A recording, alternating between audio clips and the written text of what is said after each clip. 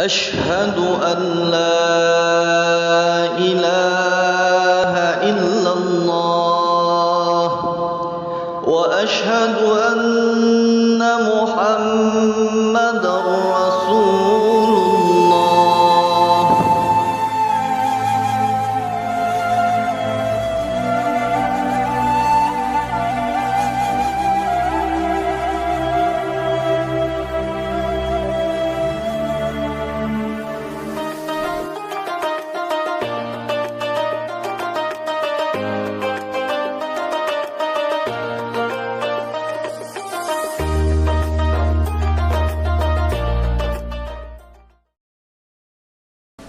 Ingat, karamah itu artinya keajaiban dunia.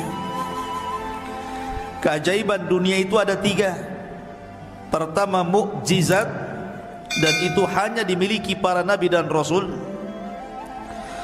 Yang kedua, karamah, dan itu dimiliki para wali-wali Allah dari kalangan para ulama dan orang-orang saleh.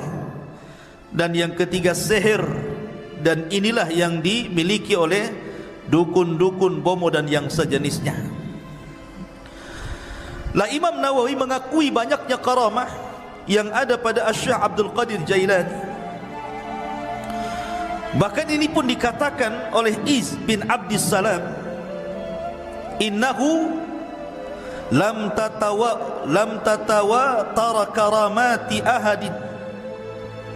karamatu ahadin minal masyayikh illa Syekh Abdul Qadir Jailani, fa inna karamatihi nukilat bitawatur. Tidak ada satupun berita yang masyhur dari para ulama dari karamah-karamah para masyayikh yang lebih masyhur, yang banyak diceritakan manusia melebihi karamahnya Syekh Abdul Qadir Jailani. Itu pengakuan ulama besar Al-Iz bin Abdis Salam itu. Bahkan Imam Zahabi memuji luar biasa. Ingat, kalau sudah Imam Zahabi yang bicara, berarti orang ini bukan kaleng-kaleng. Orang ini orang betul, ya. Kata Imam Zahabi rahimahullahu ta'ala ketika mensifati Syekh Abdul Qadir Jailani, dia mengatakan Asy-Syaikhul Imam Al-Alim Az-Zahid Al-Arif Al-Qudwatu Syekhul Islam Alamul Awliya Muhyiddin Abu Muhammad Abdul Qadir Ibn Abi Saleh Abdullah Al-Jailani rahimahullah ta'ala. Kata Imam Zahabi, Abdul Qadir Jailani adalah seorang syekh, seorang imam, seorang alim, orangnya paling zuhud, paling cerdas, dan layak diikuti kehidupannya. Dan dia Syekhul Islam, dan dia memiliki alamat wali-wali Allah, Muhyiddin, penghidup agama. Kunyahnya Abu Muhammad Abdul Qadir Al-Jailani rahimahullahu ta'ala. Kemudian juga dikatakan oleh Al-Hafidh Ibnu Hajar Al-Asqalani, kana Syekh Abdul Qadir Jailani mutamassikan biqawanini syariati yad'u ilaiha ila akhir qawlihi Ibnu Hajar. Jadi Ibnu Hajar Al-Asqalani sampai mengatakan dia adalah Syekh Abdul Qadir Al-Jailani, orang yang paling berpegang dengan undang-undang syariat. Bahkan dikatakan oleh Al-Imam Ibnu Qudamah Al-Maqdisi, ma'ruf Ibnu Qudamah, dia mengatakan dakhalna bi Baghdad sanata 61 wa 500. Aku masuk ke Baghdad pada tahun 561 Hijriah. Fa idza Syekh Abdul Qadir Jailani biha intahat ilaiha biha ilman wa amalan wa halan wastiftaan. Ternyata semua ilmu orang-orang Baghdad, amalan orang-orang Baghdad, fatwa orang-orang Baghdad kembali kepada Syekh Abdul Qadir Jailani. Lihat pujian yang luar biasa. Bahkan Ibnu Katsir juga memuji beliau dan mengatakan kana fihi tazahhada katsir. Beliau adalah orang yang memiliki sifat zuhud yang banyak. Dan banyak lagi tidak perlu saya bacakan pujian-pujiannya nanti habis waktunya hanya untuk memuji beliau saja. Taib, kita masuk dalam beberapa kisah yang menakjubkan dari Al-Imam Abdul Qadir Al-Jailani rahimahullah ta'ala. Syekh Abdul Qadir Jailani adalah orang yang sangat produktif, banyak karyanya. Di antaranya dia mengarang kitab Ighatsatul Arifin wa Ghayatu Minal Wasilin, kemudian Adabus Suluk, kemudian Tuhfatul Muttaqin wa Sabilul Arifin, kemudian juga yang paling dikenal kitabnya adalah Gunyah li Talibi Tariqil Haq, kemudian juga yang paling dikenal kitabnya adalah Futuhul Ghaibi, kemudian juga Fathur Rabbani, Fathur Rabbani ma'ruf, kemudian juga kitabnya At-Tariqu Ilallah, dan banyak lagi kitab-kitab beliau. Artinya beliau memang produktif, banyak karyanya, luar biasa. Lah sebagaimana para ulama yang lainnya, ikhwatu fiddin muliakan Allah Azza wa Jalla, Syekh Abdul Qadir Jailani ini meninggal, ayahnya ketika baru meninggal, baru melahir, beberapa bulan setelahnya ayahnya meninggal. Artinya Syekh Abdul Qadir Jailani ini yatim, dan yang mencetak dia menjadi ulama besar itu rupanya ibunya. Sering saya ulang-ulang, banyak para ulama dunia yang mencetak ulama siapa? Ibu-ibunya. Imam Syafi'i dicetak ibunya, Imam Ahmad yang cetak ibunya. Termasuk juga Syekh Abdul Qadir Jailani yang mencetak menjadi ulama besar adalah ibunya, karena dia terlahir yatim. Ibunya adalah wanita yang sangat salihah, dan nasabnya saya katakan tadi sampai kepada Husain ibn Ali, artinya dia seorang Husainiyah, wanita dari ahli bait, keturunan Husain ibn Ali ibn Abi Talib radhiyallahu anhu. Lah Syekh Abdul Qadir Jailani ini lahir di Jailan. Jailan ini kalau sekarang mungkin ada satu daerah di Iran. Di Iran ada tempat namanya Jailan. Maka Syekh Abdul Qadir Jailani dinisbahkan kepada daerah kelahirannya Jailan.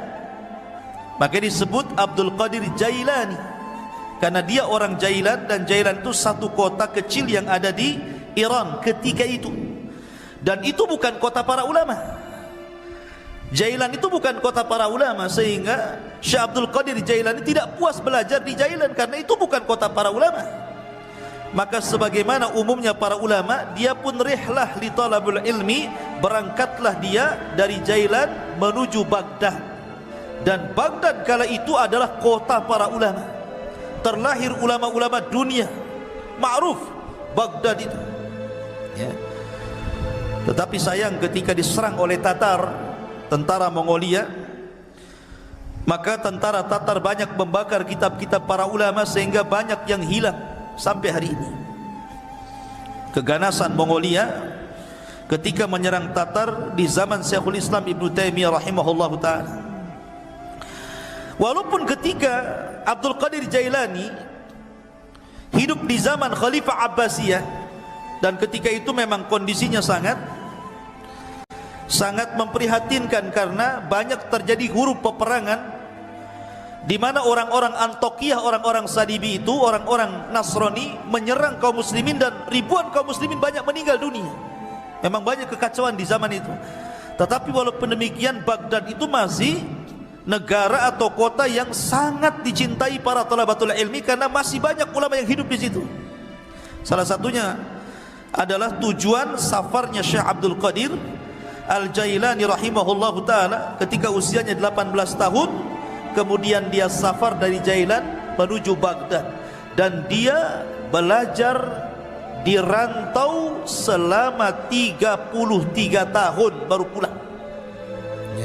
Anda bisa bayangkan, besar-besar di jalan tuh, tua-tua di jalan ya. 33 tahun. Coba bayangkan, ini pondok Jabal Uhud nih, tiap minggu dijenguk, kadang-kadang minta pulang. Ini Syekh Abdul Qadir Jailani 33 tahun dia enggak dijenguk sama ibunya. Betul-betul setelah dia menguasai seluruh funun ilmu, baru dia pulang menjadi Syekh Baghdad. Diakui keilmuan. Makanya salah satu syarat talabul ilmi kata Imam Syafi'i tuluz zaman, lamanya waktu. Karena ilmu itu bukan ta'ammul tapi ta'allum. Bukan ta'ammul, bukan dipikirkan tiba-tiba dapat ilmu yang disebut dengan laduni, bukan, tapi dengan cara belajar. Salah satunya diperlukan tuluz zaman, panjangnya waktu. Maka Syekh Abdul Qadir Jailani belajar 33 tahun, menguasai akidah, fikih, usul, mustalah, hadis, macam-macam dikuasai. Makanya kemudian tadi disebutkan oleh Imam Zahabi bahwa dia adalah Syekhul Islam, karena dia bidang semua ilmu syariat. Ma'asyiral muslimin, ada cerita yang menarik. Di sini mulai ceritanya nih. Ketika Syekh Abdul Qadir Jailani hendak berangkat safar dari Jailan menuju Baghdad, ibunya memberikan bekal 40 dirham. Besar 40 dirham, ikhwan.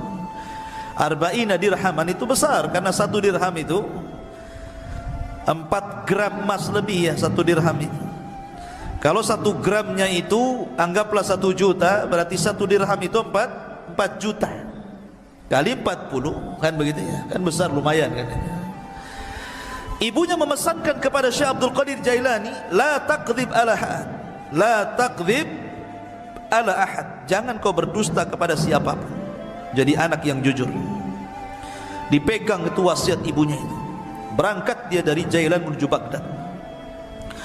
Allah takdirkan ketika dia bersama rombongan dengan orang-orang lain yang menuju Baghdad, bersama para pedagang, pokoknya rombongan gitu ya, bersama yang lainnya, Allah takdirkan di tengah jalan dirampok. Datang para perampok ini, perompak padang pasir ini. Ya, bukan bajak laut, bajak padang pasir. Ya, karena di padang pasir kan itu. Jadi dikepunglah itu orang-orang, termasuk di dalamnya Syekh Abdul Qadir Jailani. Maka semua barang-barang orang itu diambil, namanya rampok. Yang ngerampok lah kan, diambil barangnya. Giliran terakhir kepada Syekh Abdul Qadir Jailani. Kamu punya barang apa?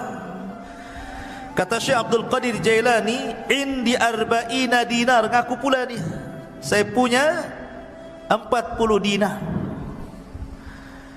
Dicari, gak ketemu. Kamu bilang kamu punya uang 40 dinar. Kata Syekh Abdul Qadir Jailani, iya saya punya 40 dinar. Mana uang itu? Akhirnya dicari-cari ketemu. Ini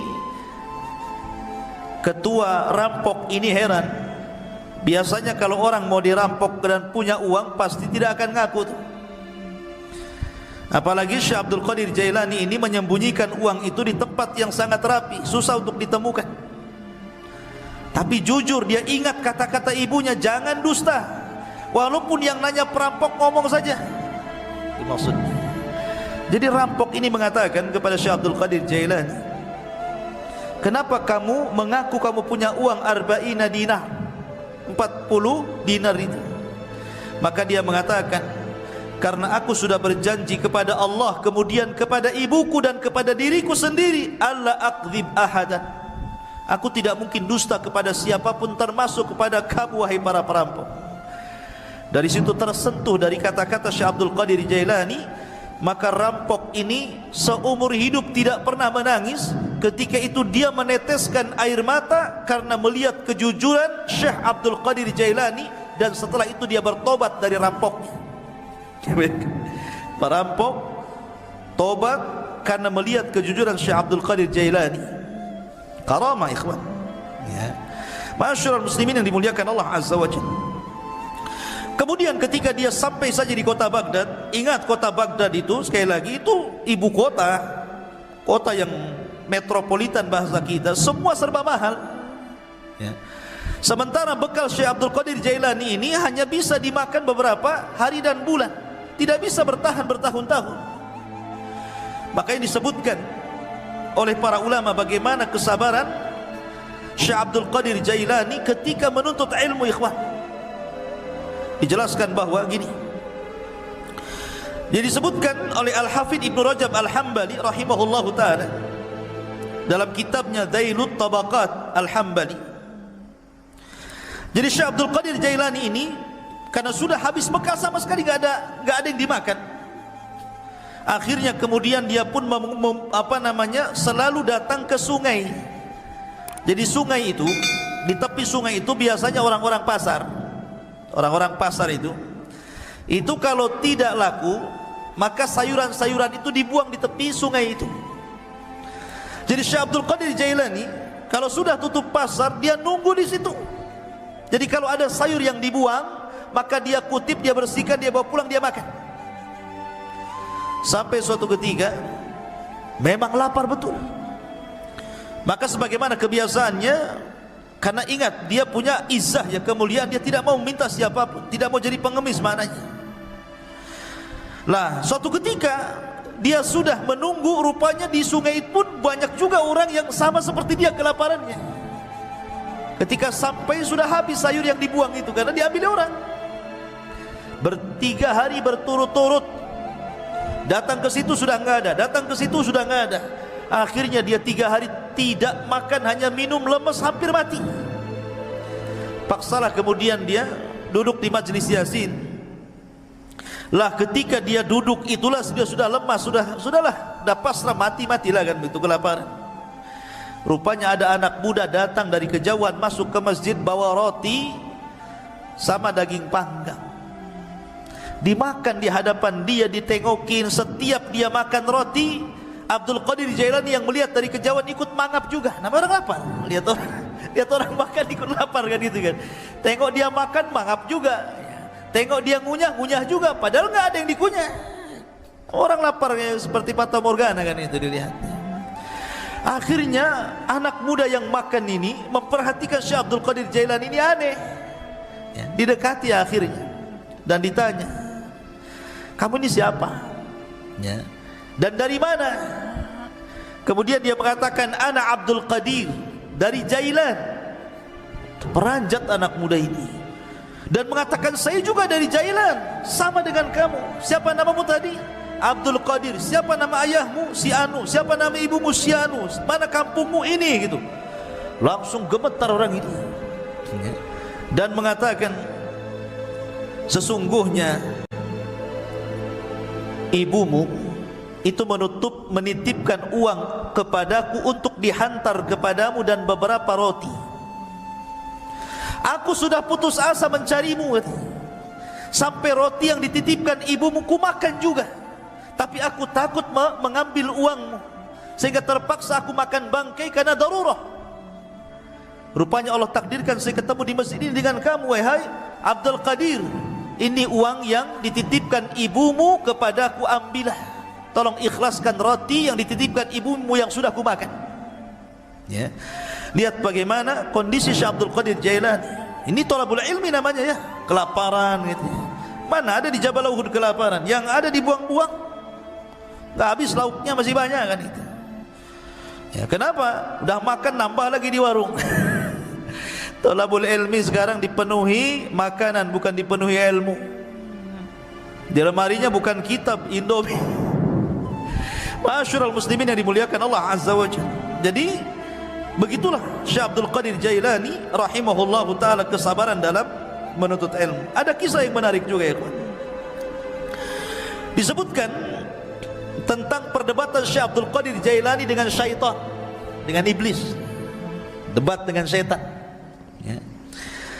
Dan itu disebutkan oleh Syekhul Islam Ibnu Taimiyah rahimahullahu taala dan dikatakan oleh Syekh Shalih Al-Fauzan hafizahullahu taala, ini menunjukkan bagaimana kecerdasan fikihnya Abdul Qadir Jailani. Sampai Syekh Shalih Al-Fauzan hafizahullahu taala mengatakan, ini menunjukkan kecerdasan fikihnya Syekh Abdul Qadir Jailani ketika berbantah dengan syaitan. Bagaimana kisahnya? Dijelaskan suatu ketika beliau mengatakan, saya sedang safar dan ketika itu cuaca sangat panas sekali, ala harri fi ba'dil asfar, panas sekali. Tiba-tiba ketika panas terik itu kan, karena matahari memancar luar biasa, tiba-tiba ada awan.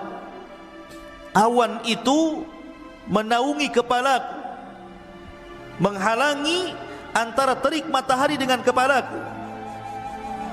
Dari situlah tiba-tiba dari awan hitam yang menaungi diriku, kata Syekh Abdul Qadir Jailani, nada munadin, tiba-tiba ada yang menyeru dari langit sana, ada yang menyeru dan mengatakan, ya Abdul Qadir, ana rabbuk. Wahai Abdul Qadir Jailani, saya adalah Rabbmu.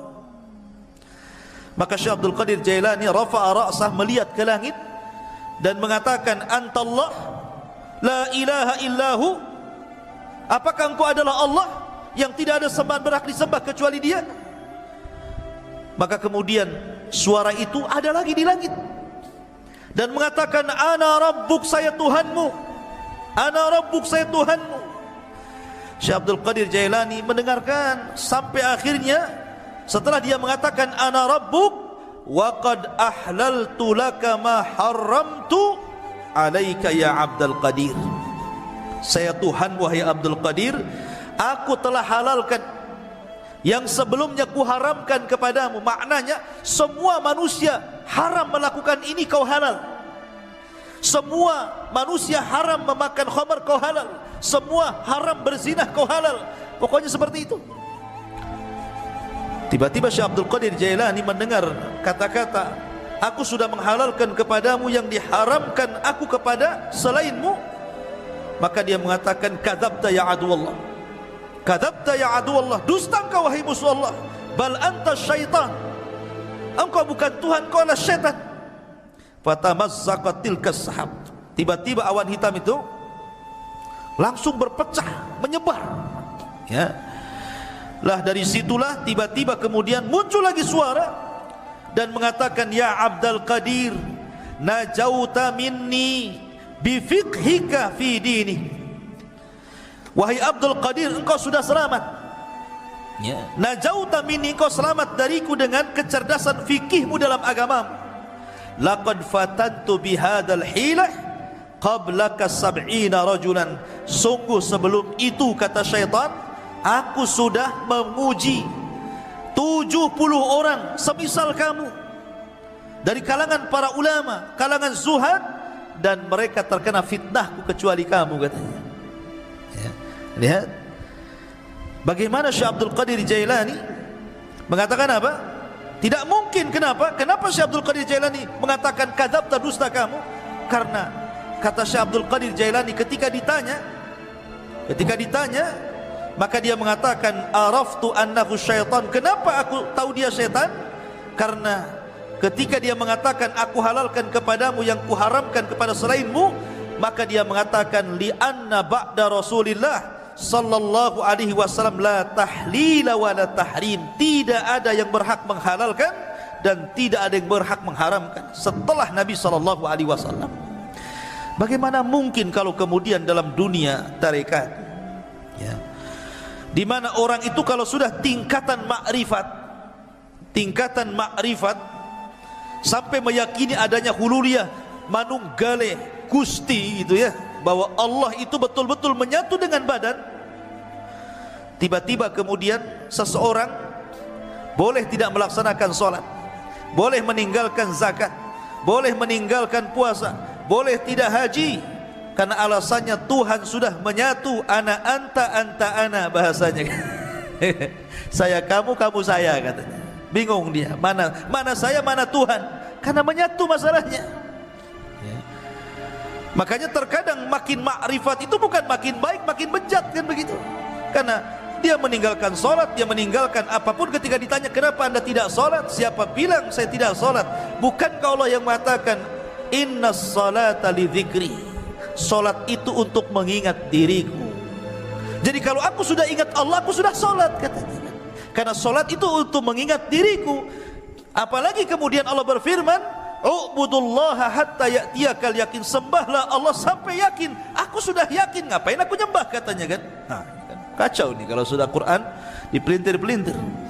Padahal yang dimaksud sembahlah Allah sampai yakin, maksudnya sampai ajal. Yakin di sini maknanya ajal, kata Imam Ibnu Katsir rahimahullahu taala dan ahli tafsir yang lainnya. Sembah Allah sampai mati, bukan sampai yakin. Artinya kalau sudah yakin tidak perlu sembah gitu ya. Nah, itu kebelinger tuh. Ma'asyiral muslimin, jadi Syekh Abdul Qadir Jailani mengatakan apa? Dia mengatakan bahwa setelah Rasul tidak ada yang menghalalkan, tidak ada yang mengharamkan. Makanya dia mengatakan kepada syaitan, ya, kadzabta, dusta kamu. Enggak mungkin halal bagiku haram bagi orang lain, atau sebaliknya kan gitu. Ma'asyiral muslimin yang dimuliakan Allah Azza wa Jalla. Dari sinilah maka Syekhul Islam Ibnu Taimiyah rahimahullahu taala beliau memuji dua perkara dari sosok Syekh Abdul Qadir Jailani. Pertama, ketika Abdul Qadir Jailani membahas tentang takdir dan membantah penyimpangan dalam Qadariyah. Yang kedua, bagaimana ketika Abdul Qadir Jailani mendebat syaitan. Dari sini salah kata Imam Ibnu Taimiyah, aku sangat mengagumi Syekh Abdul Qadir Jailani, sebagaimana disebutkan Imam Abdul Qayyim dalam kitabnya Madarijus Salikin fi iyyaka na'budu wa iyyaka nasta'in. Ma'asyiral muslimin yang dimuliakan Allah Subhanahu wa taala, Syekh Abdul Qadir Jailani walaupun dia sudah menjadi ulama besar, tapi dia dikenal keberaniannya, laumata laim, enggak peduli orang dia. Dia tidak takut kecuali kepada Allah. Syekh Abdul Qadir Jailani tidak takut siapapun, sampai kepada penguasa dia tidak takut. Ya. Dan dia suatu ketika salah satu Khalifah Abbasiyah itu bernadar, nadarnya seperti ini: saya akan beribadah kepada Allah di waktu di mana manusia tidak ada yang beribadah. Gimana caranya coba?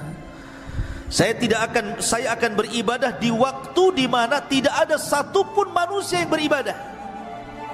Kira-kira kapan dong? Mana bisa? Ya kan? Satu dunia ini manusia pasti ada yang beribadah kan begitu ya? Enggak di sini ya di sana, enggak di sana di sana kan gitu ya. Kapan waktunya coba? Mana kita tahu sampai bernadar seperti itu, saya akan beribadah di waktu manusia tidak ada yang beribadah. Mustahil. Ya. Karena setiap detik, setiap menit itu pasti ada orang beribadah di mana-mana. Entah di sini tidak ada, di sana ada, di sana tidak ada, di sana lagi ada. Di Indonesia tidak ada, di Mekah ada, di Mekah tidak ada, di Yaman ada, kan begitu. Sulit kita ini kemudian menentukan waktu di mana manusia tidak beribadah, dia beribadah. Akhirnya para ulama di zaman itu berkumpul memberikan fatwa bahwa khalifah harus bayar kafarah. Karena mustahil beribadah di waktu di mana manusia tidak beribadah. Khalifah harus bayar kafarah, kafaratul yamin. Puasa 3 hari berturut-turut atau memberi makan 10 fakir miskin. Tiba-tiba Syekh Abdul Qadir Jailani mengatakan, tidak ya. Kamu harus tetap beribadah di mana manusia tidak ada satupun yang beribadah dengan ibadah yang sama dengan kamu. Kata Syekh, kata Khalifah bingung, kenapa Syekh Abdul Qadir Jailani memfatwakan seperti itu? Yang lain mengatakan bayar kafarah, dia pula kau harus tetap melaksanakannya. Kata Khalifah, lalu ibadah apa itu? Kalau saya sholat hari ini, di sana sudah ada orang sholat. Kalau saya puasa hari ini, di sana sudah ada orang berpuasa. Kalau saya umpamanya sedekah hari ini, di sana ada orang sedekah. Ibadah yang mana yang tidak bisa kemudian sama waktunya dengan orang lain? Katanya, Syekh Abdul Qadir Jailani, kau harus berangkat ke Mekah, kau umroh. Setelah kau umroh, kamu harus menyempatkan untuk tawaf di saat manusia tidak ada yang tawaf di situ. Ya. Akhirnya dia pun betul-betul umroh. Kemudian dia mendapatkan waktu di mana tidak ada satupun orang yang tawaf. Disitulah dia tawaf. Ya. Kalau kemarin pas ya Ka'bah lagi kosong corona ya, nggak ada orang tawaf gitu ya. Ya. Tapi yang jelas bahwa dari peristiwa ini terkenalah nama Syekh Abdul Qadir Jailani. Dari kasus ini terkenal nama Syekh Abdul Qadir Al-Jailani rahimahullahu ta'ala. Ma'asyiral muslimin yang dimuliakan Allah subhanahu wa ta'ala, Syekh Abdul Qadir Jailani banyak perkataan-perkataan emas beliau yang kita bisa petik dari untayan-untayan kata-kata mutiara beliau. Di antaranya beliau mengatakan, tir ilal haqqi bijanahi alkitab was sunnah, terbanglah kau kejar kebenaran dengan 2 sayap Al-Quran dan Sunnah. Kemudian juga beliau mengatakan, akhrijud dunya min qulubikum ila aidikum fa innaha la tadurrukum. Keluarkan dunia dari hati-hati kalian, letakkan di tangan-tangan kalian, karena kalau itu yang kalian lakukan, maka dunia tidak membahayakan diri kalian. Itulah zuhud namanya, meletakkan dunia di tangan dan mengeluarkan dari hati. Sebab kalau dunia lenyap, hati tidak terganggu karena dia serahkan kepada Allah Azza wa Jalla. Itulah hakikat zuhud. Walaupun dia kaya, selama kekayaan berada di tangan, hatinya diserahkan kepada Allah. Walaupun harta harus hilang, maka hati tidak mungkin terpikirkan dengan hilangnya harta. Kemudian beliau mengatakan, la tadlimu ahadan walau bisu'i dhannikum fa inna rabbakum la yujawizu dzulma zalimin. Jangan kalian menzalimi siapapun walaupun dengan suudzon, karena Rabb kalian tidak mungkin melewatkan kezaliman orang yang zalim. Orang zalim itu terbatas, ya. Tidak mungkin kalau dia menzalimi kemudian betul-betul kita ini mendapatkan kecelakaan sesuai kehendaknya. Tidak, karena kezaliman yang dia lakukan pun sudah dicatat di Lauhil Mahfuz. Bahkan dalam khutbahnya beliau mengatakan, ayyuhan nas, wahai manusia, ya ibna Adam, wahai anak Adam, ish ma syi'ta fid dunya fa innal mauta sayati. Hiduplah kamu di dunia sesukamu, karena kematian akan mendatangi kamu. Wa ahbib dunya mastata' fa innaka satufariqaha. Cintai dunia sekehendakmu, karena dunia pasti akan meninggalkan kamu. Wa'mal ma mastata'ta fa innallaha bi amalika sayuzik. Beramalah semampu kamu, karena sungguhnya Allah dengan amalanmu akan membalas seluruh amalan. Dan banyak kisah-kisah yang menarik. Tetapi kalau kita melihat Syekh Abdul Qadir Jailani ini, ikhwan, dia seorang ulama Hambali. Ingat, seorang ulama Hambali. Memang dia itu punya kelebihan, kalau dia berceramah, memang dia seorang orator. Orang itu mudah menangis apabila mendengar kata-kata Syekh Abdul Qadir Jailani. Makanya kalau dia membuka majlis ilmu, majlis taklim itu, yang datang ngaji setiap kali menyampaikan kajian 70.000 rajulin, 70.000 talabatul ilmi, 70.000 para talabatul ilmi itu numplak di masjidnya itu. Bayangkan sekali kajian tuh. Kalau di musim corona ya nggak ada yang ngaji, ya kan? Walaupun tidak di musim corona, siapa kecuali tabligh akbar lah ya, bukan kajian rutin. Kalau kajian rutin berapa orang aja kan itu. Ini setiap ngaji 70.000 numplak di situ, coba bayangkan. Kan ulama luar biasa. Ya, makanya kemudian terlahir para ulama dari Syekh Abdul Qadir Jailani. Dan banyak para ulama sezaman dia mengambil akhlaknya, mengambil petuahnya, dan dia pun melahirkan ulama-ulama dunia setelahnya. Tetapi para pengikut setelahnya sampai hari ini banyak yang gulu ekstrim, melampaui batas, bahkan memuji Syekh Abdul Qadir Jailani melebihi kapasitas dia sebagai manusia. Bahkan ada yang sampai menuhankan, naudzubillah, ya, sampai menuhankan Syekh Abdul Qadir Jailani. Dia manusia, dia ulama, sama dengan ulama-ulama yang lainnya, karyanya banyak. Terkadang orang-orang yang mengkultuskan Syekh Abdul Qadir Jailani, dia sendiri tidak paham siapa Abdul Qadir Jailani, bagaimana karya-karyanya, bagaimana pengetahuannya, bagaimana pendapat-pendapat dia seputar solat, seputar zakat, seputar puasa, muamalah. Kadang nggak paham, ya. Dia hanya terbawa cerita orang, terkadang cerita khurafat-khurafat yang ditimbulkan, yang tidak ada sanad kepada beliau, akhirnya mengkultuskan dan sampai menuhankan, naudzubillah. Ingat bahwa manusia tetaplah manusia. Kita hargai dia seorang ulama besar, ulama hadis, ulama tafsir, ulama fikih, sama dengan ulama-ulama yang lainnya, ya. Dan kita mendoakan rahimahullah, semoga Allah merahmati Syekh Abdul Qadir Al-Jailani. Apalagi nasab beliau memang dua-duanya keturunan Hasan dan Husain, dari jalur bapaknya Hasan dan dari jalur ibunya adalah Husain. Dan kita tidak menafikan banyaknya karamah dari Syekh Abdul Qadir Jailani. Dan sekali lagi bahwa beliau sangat terpengaruh dengan pemahaman Al-Imam Abu Hamid Al-Ghazali. Ini kisahnya juga sangat menarik. InsyaAllah nanti kita akan kisahkan beliau. Dan beliau adalah salah satu guru juga dari Syekh Abdul Qadir Al-Jailani rahimahullahu ta'ala. Subhanallah bihamdika, asyhadu an la ilaha illa anta, astaghfiruka wa atubu ilaik. Allahu ta'ala. Assalamualaikum warahmatullahi wabarakatuh.